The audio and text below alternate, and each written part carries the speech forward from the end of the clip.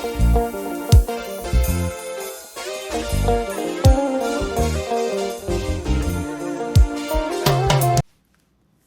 guys, welcome. It is Ball TV. If it's your first time here, I like to do book reviews, but I mentioned in my previous video that I want to be, jumping in once in a while to talk about series of events that you might find yourself into or someone else might find themselves into. What will you do in that scenario? What will you do if you are the one that is going through that scenario? Anyways, in the previous video, I told you guys about a lady okay, let me start from the beginning. All right. So this one particular day, I was, back in the day while I was still working, basically in a new market.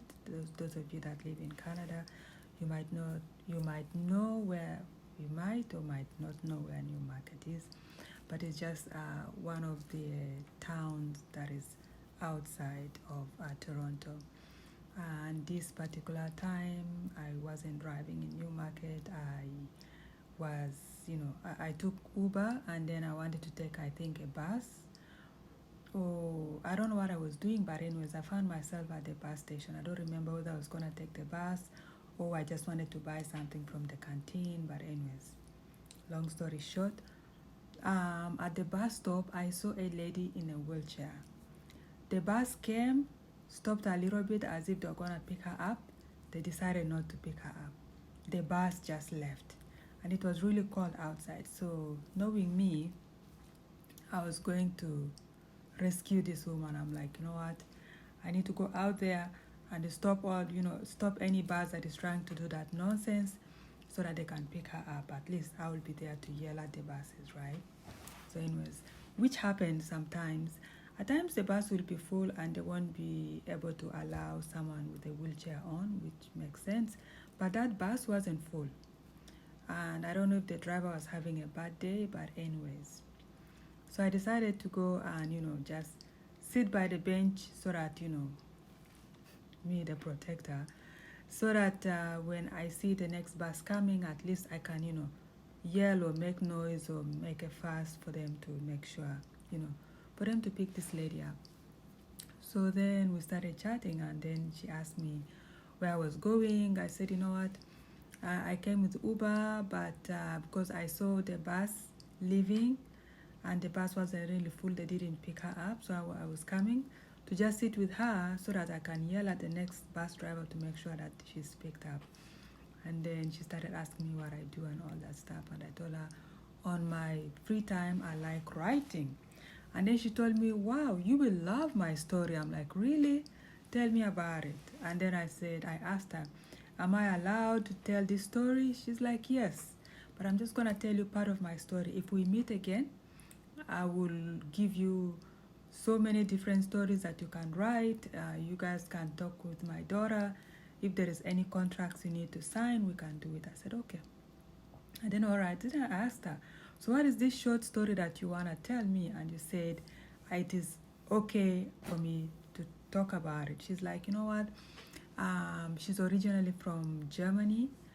And her husband is Dutch, but the husband actually is Canadian. And back in the day, she said that coming to Canada was a thing. Everybody wanted to come to Canada. And there was this club that her and her friends will attend. And so many girls that will go to that club, they will meet men. And sometimes also some of the men that return from war that are coming back to Canada. And, when you get lucky, you get a husband that will bring you to Canada. So she doesn't really like going out, but she has this one friend that always goes to that particular club, and the friend insisted that they go to that club. And she told the girl, her friend, that, you know what, I don't like to go out, but the friend insisted. So this one particular weekend, she followed her friend to that club, right? So that was in Germany. So it was so much fun. They drank, danced the night, and then she met this guy. But at first when she saw this guy, she thought the guy liked her friend. But the guy was talking to her because her friend was talking to so many other guys. And then, anyways, so the guy started talking to her. And she told the guy, "Wait, listen, I thought you liked my friend." She's like, "No, no, no, it's okay. Let's talk."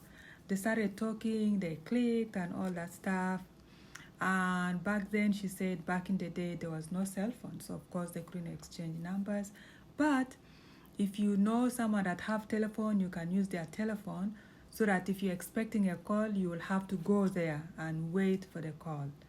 And so, anyways, they made an appointment to meet at the club anyway. So they kept meeting up and whatnot until the guy was able to come back to Canada. But the guy made, like some process for her and all that. She came to Canada. They got, I don't know that she did. I don't know if whether they got engaged in Europe or in Canada. I don't know about that part. But all I know is that, she came here and they came using the boat through Nova Scotia, right? And so when they first got into Canada, they had to settle in Newmarket.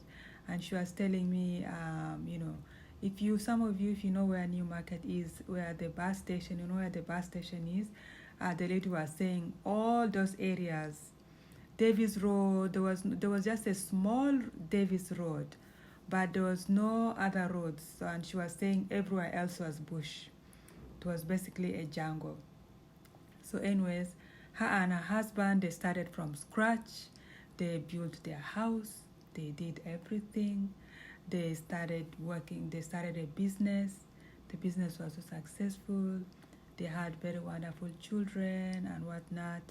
And so they lived a really good life, and she had that Canadian dream, like everything was so perfect. Then I'm like, wow, this story seems so perfect. So what is so imperfect about this story? She's like, listen. She's like, few months ago, her husband was very ill. And she said, actually, the husband was ill, I think, for a few months, maybe close to a year. And she was the one that was taking care of their husband. And when their business was doing well, the husband told her she doesn't have to, work anymore, work for somebody. So of course to work for their, work on their businesses and whatnot. So they are basically doing well. But then of course, her children grew. Those that got married, and none of them lived with them. So when the husband was really sick, she was the main caregiver of the husband. She took care of the husband, did everything for the guy. And yeah, until unfortunately the husband passed away. And then when the husband passed away, it came to reading the will. And when the lawyer came to read the will, the lawyer was so shocked and everybody was so shocked. The lady is in her 80s. She left Germany when she was about 17 or 18. She said something about lying about her age or something, so that at least she can, of course, come to Canada, because she was really in love with this guy. But anyways, when they read the will, she found out that her loving husband gave everything they owned to the state. The husband did not will anything to her nor her children. So basically she gets zero, and everything is given to the state, basically to the nation, to the state. I don't know how to break it down. The husband gave everything that they own to the state. It's like, it's very common in European countries.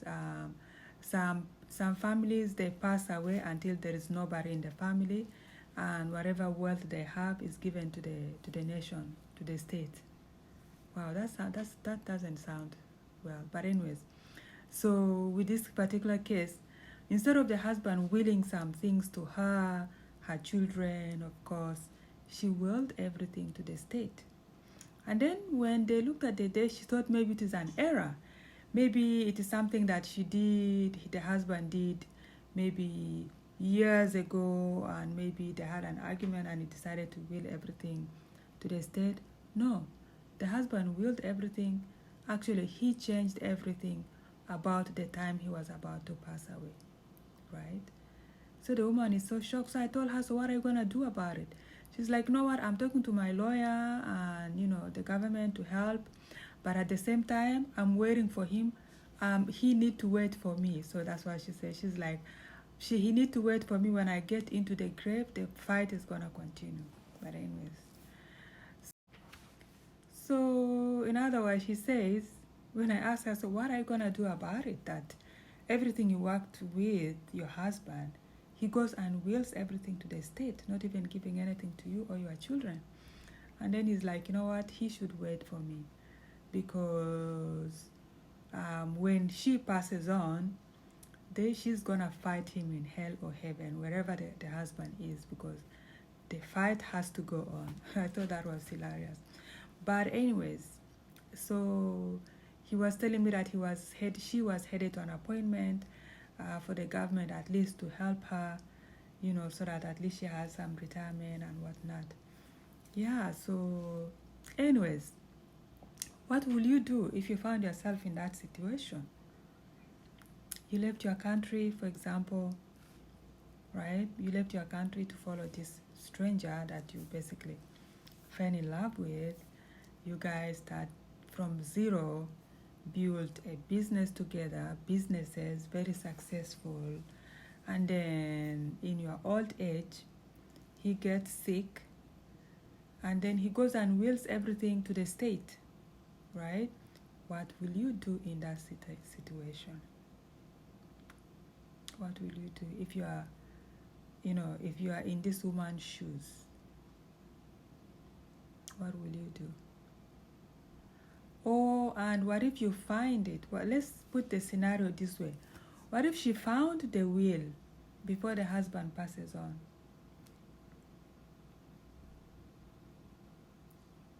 What if she found the will? What if she did the opposite to the husband? But bottom line, what will you do if you're in that situation? You work so hard with someone, and then they go and will everything instead of giving you anything. No, they will it to the state. Not even your children. What will you do?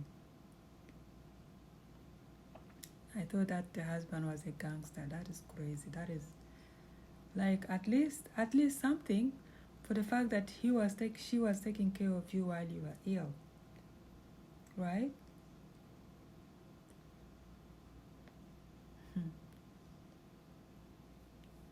Some people are making it very difficult to trust human beings, right? They are making it difficult to trust human beings. Anyways, guys, yeah, in the next video, I'm gonna tell you guys another scenario of what will you do if you're in that situation. And it's about the sister that went to stay with her elder sister, Nkechi.